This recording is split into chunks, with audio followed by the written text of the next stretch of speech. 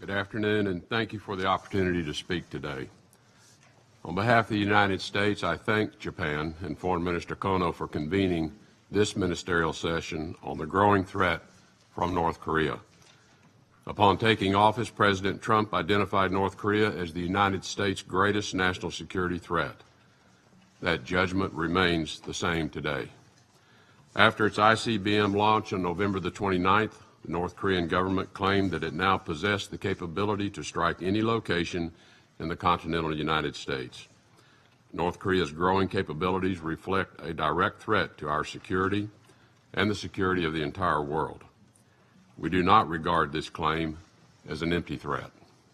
North Korean regime's continuing unlawful missile launches and testing activities signal its contempt for the United States, its neighbors in Asia, and all members of the United Nations. In face of such a threat, inaction is unacceptable for any nation. Through a series of robust Security Council resolutions, this body has taken a leading role in condemning North Korea's unlawful nuclear and missile programs and imposing consequences. The international community remains firm in our determination that we will not accept a nuclear North Korea. Each UN member state must fully implement all existing UN Security Council resolutions. For those nations who have not done so, or who have been slow to enforce Security Council resolutions, your hesitation calls into questions whether your vote is a commitment to words only, but not actions. For countries who have not taken action, I urge you to consider your interest, your allegiances, and your values in the face of this grave and global threat. We believe that more can and must be done beyond enforcing the minimum requirements of the Security Council resolutions directed at the DPRK.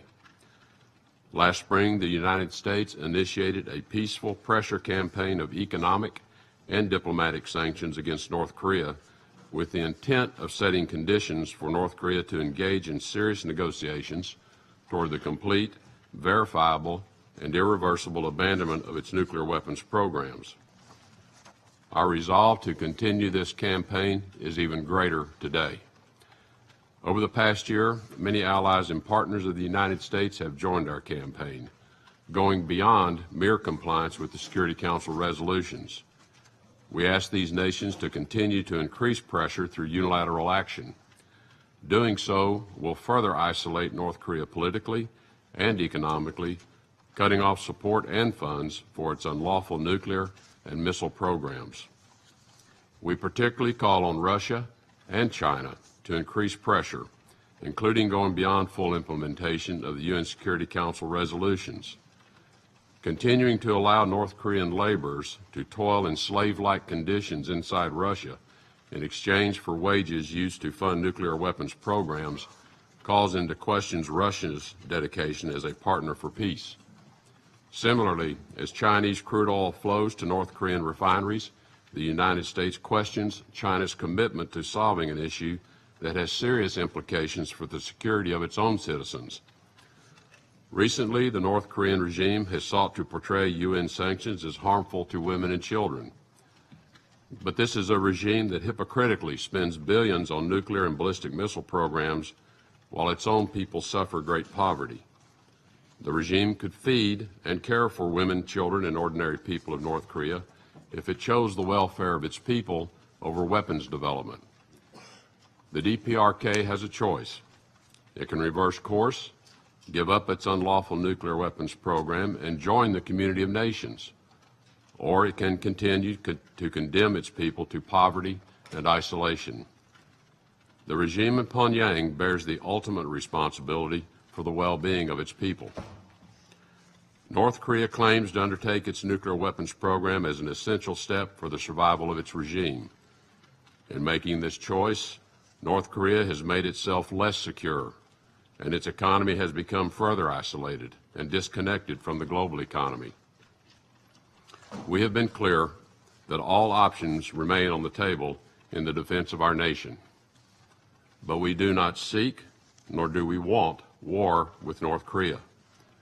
The United States will use all necessary measures to defend itself against North Korean aggression, but our hope remains that diplomacy will produce a resolution.